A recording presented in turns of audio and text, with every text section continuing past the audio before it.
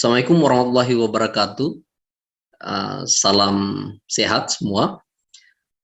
Pada kesempatan ini saya akan membacakan pernyataan diri dosen untuk kerja Tridharma Perguruan Tinggi dalam bentuk video. Jadi video ini disusun sebagai salah satu prasyarat untuk mendapatkan Serdos Smart tahun 2021. Perkenalkan, nama saya Asep Rahman, SKM MKes dari Fakultas Kesehatan Masyarakat Universitas Samratulangi. Nah, adapun mata kuliah yang kami ajarkan, salah satunya adalah dasar promosi kesehatan, di mana mata kuliah ini terdiri dari 3 pengajar ya, tim teaching. Yang pertama Sulaimana Engke SKM MKes, Dr. Joy Ratu MS PhD AIFO, dan saya sendiri ya. Mata kuliah ini 2 SKS dan diajarkan pada semester 2. Mata kuliah ini menjadi salah satu pilar ya, jika hendak menjadi seorang sarjana kesehatan masyarakat, selain pilar administrasi kesehatan, kesehatan lingkungan, gizi kesmas, dan seterusnya. Mata kuliah ini terdiri ya dari beberapa materi yang meliputi baik dari secara konsep, dari tujuan, promosi kesehatan, media, pendekatannya, advokasi, promosi kesehatan, sehingga etika ya, dalam membangun promosi kesehatan. Nah, dalam mata kuliah ini ada beberapa kemampuan yang diharapkan bisa dicapai ya oleh mahasiswa nantinya. Yang pertama, mahasiswa itu mampu menelaah mengenai pendekatan-pendekatan yang mesti diketahui dalam merancang sebuah media promosi kesehatan yang baik ya. Yang kedua, mampu menganalisa kelebihan dan kekurangan promosi kesehatan dan bagaimana mengaplikasikannya. Yang ketiga, melakukan intervensi promosi kesehatan melalui penyuluhan kesehatan yang dilakukan dengan berbagai metode dan media. Tentu saja capaian ini adalah sub capaian pembelajaran mata kuliah dengan capaian akhir secara umum, yakni mampu dan menguasai menerapkan ilmu promosi kesehatan dalam upaya meningkatkan ilmu kesehatan masyarakat dari mahasiswa. Mata kuliah ini terdiri dari 16 kali tatap muka, di mana dari pertama konsep dasar promosi kesehatan, tujuan dan sasaran promosi kesehatan dalam masyarakat, pendekatan konsep belajar, medianya, perilaku kesehatan, pengetahuan sikap dan tindakan, tahapan perubahan perilaku, pendekatan edukatif dalam peningkatan kesehatan, advokasi, konsep dasar penyuluhan, perencanaan program penyuluhan kesehatan, etika, dan strategi promosi kesehatan. Yang terakhir adalah ujian akhir semester. Nah, adapun mata kuliah ini menggunakan mix method. Awalnya ya, ini direncanakan dengan kombinasi antara offline dan online. Offline berupa tatap muka di ruang kelas, dan online-nya yakni melalui portal e-learning Unsrat yang senantiasa diupdate materinya, dan di sana juga terjalin komunikasi 2 arah ya, bisa chat, bisa bertanya. Namun karena dalam kondisi pandemi, keseluruhan perkuliahan dilakukan secara online. Nah, dalam perkuliahan mata kuliah ini juga sinkronos seperti pertemuan tatap muka langsung secara virtual ataupun asynchronous learning, di mana mahasiswa bisa belajar kapan dan di mana saja ketika mengakses e-learning Unsrat. Selanjutnya, metode pembelajaran yang akan dilakukan berupa ceramah, yang kedua studi kasus, yang ketiga adalah diskusi kelompok, Serta yang keempat, yakni project based learning. Ceramah ini biasanya umumnya menyampaikan materi dari dosen kepada mahasiswa, kemudian studi kasus dalam beberapa subtopik. Kita akan menyampaikan beberapa contoh kasus yang bisa didalami dan diambil pelajarannya. Adapun metode diskusi kelompok yakni mahasiswa dibagi dalam beberapa kelompok untuk saling tukar pikiran, membuat makalah, dan mempresentasikan hasil diskusinya. Selanjutnya project based learning, di mana mahasiswa nanti akan membuat semacam video promosi kesehatan yang akan diposting di media sosial. Bagaimana interaksi dosen dengan mahasiswa dalam mata kuliah ini? Tentu saja di ruang kelas ya. Ruang kelas ini boleh tatap muka langsung atau melalui digital.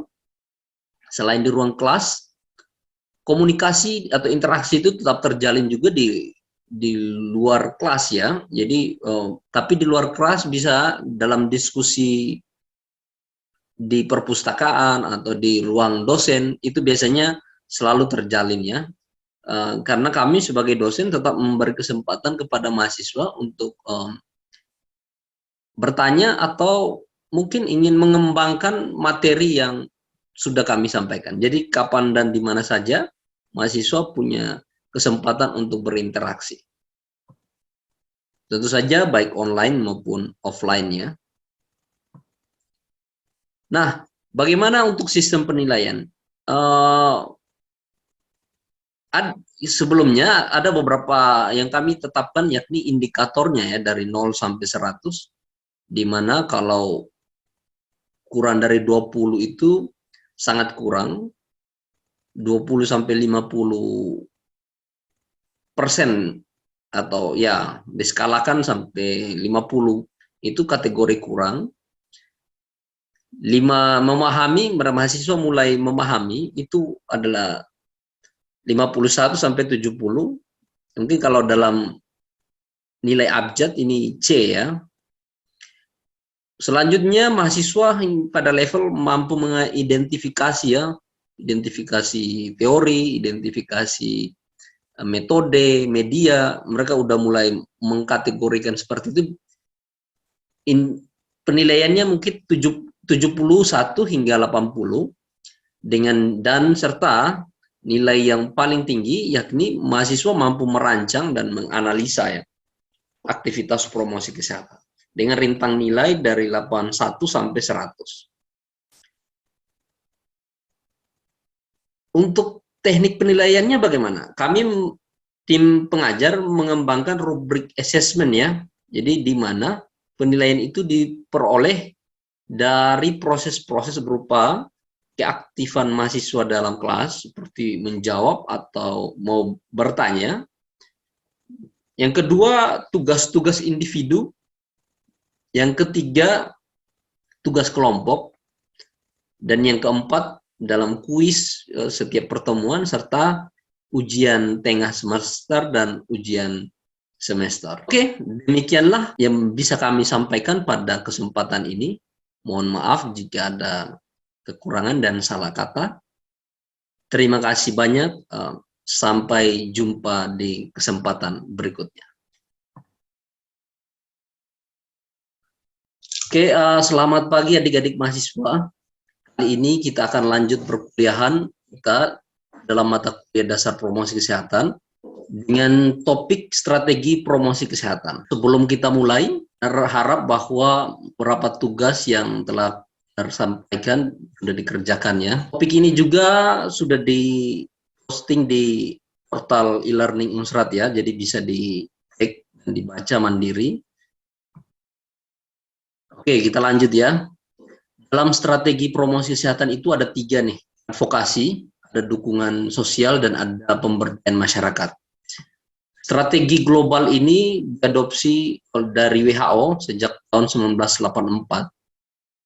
Dan 3 konsep ini juga diadopsi nantinya di dalam sistem kesehatan kita ya. Walaupun di sistem kesehatan kita ada namanya kemitraan. Kita lihat lagi selanjutnya di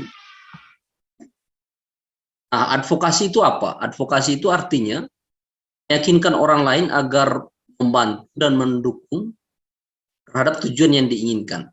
Dan bentuknya bisa informal maupun formal ya. Advokasi ini kalau di sektor kesehatan banyak contohnya ya. Nanti juga adik-adik mahasiswa akan dapat nih dalam mata kuliah advokasi kesehatan secara spesifik. Tapi ini yang unik nih, ternyata advokasi ini boleh formal dan informal. Informal ini artinya di ruang-ruang non-publik ya, atau di forum tidak resmi, bahkan pertemuan meja makan itu, jika kepentingannya advokasi kesehatan itu bisa terlaksana ya. Selanjutnya ada yang namanya dukungan sosial atau social support.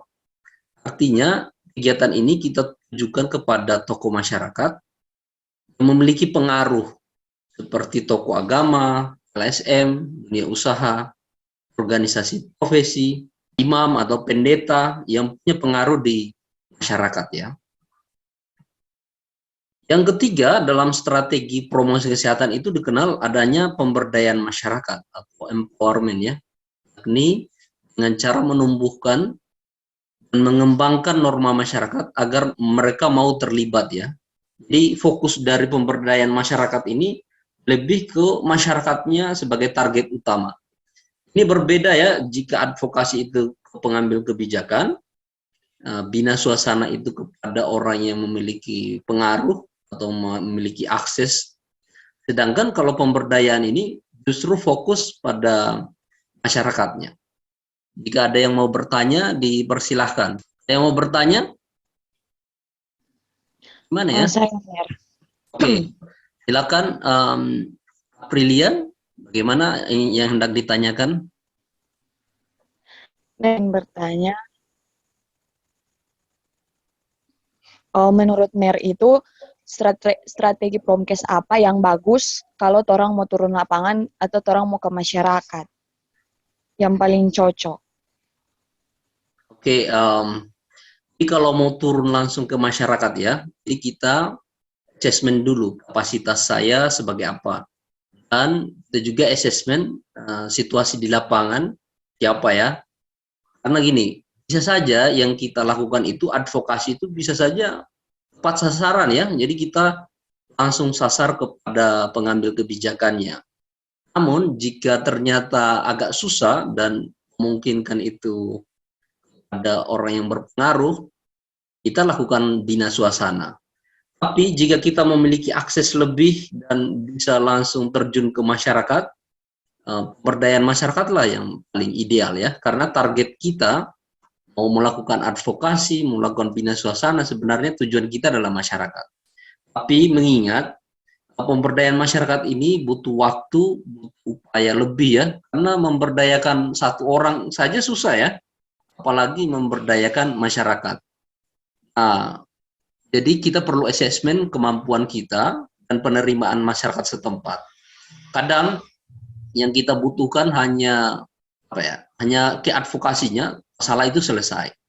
Namun lagi-lagi ya perlu diingat bahwa advokasi dan bina suasana itu bukan target akhir dari perubahan perilaku masyarakat ya, karena mereka pun akan membangun regulasi, akan membangun kemitraan dengan masyarakat, sehingga kalau memungkinkan kita melakukan pemberdayaan masyarakat secara langsung, lakukanlah. Namun apakah kita harus hanya memilih satu? Tentu saja tidak ya. Di dalam satu kepentingan atau tujuan kita, kita bisa menggunakan tiga-tiganya sekaligus ya. Itulah strategi. Jadi kita memiliki banyak rencana, dan jika memungkinkan lakukan tiga-tiganya. Tapi ingat lagi ya, kita punya keterbatasan sumber daya manusia, sumber daya finansial, dan keterbatasan waktu. Oke, pertanyaan bagus nih. Ada lagi yang mau bertanya?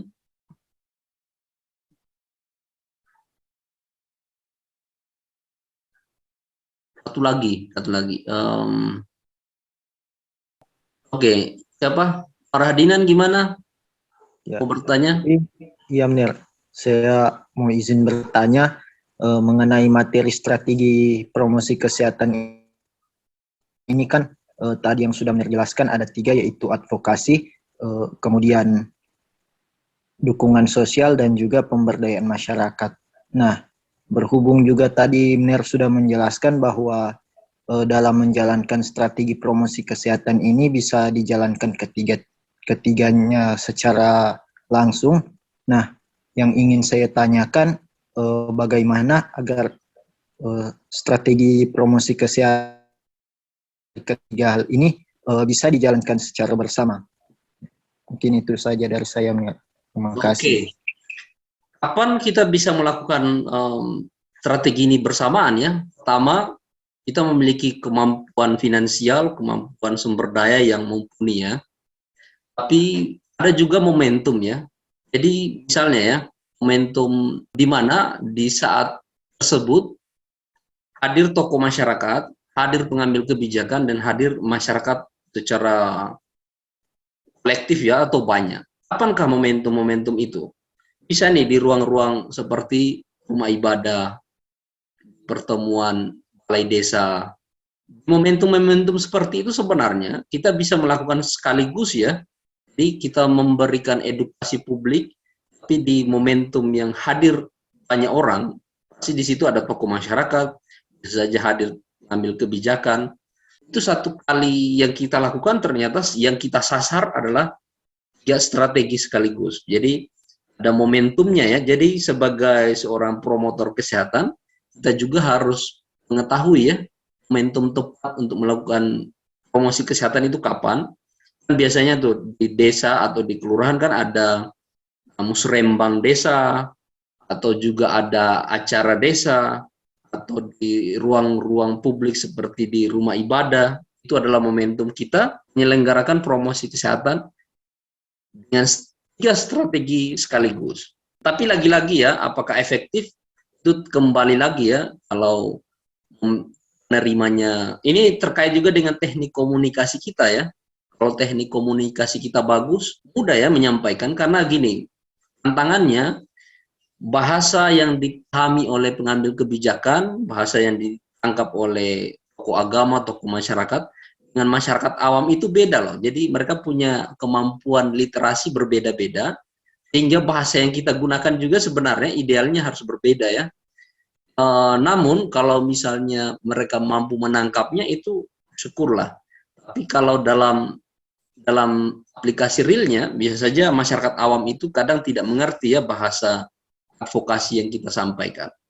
Tapi pintar-pintarnya kita sebagai seorang promotor kesehatan harus peka terhadap masyarakat tersebut. Oke, pertanyaan bagus lagi.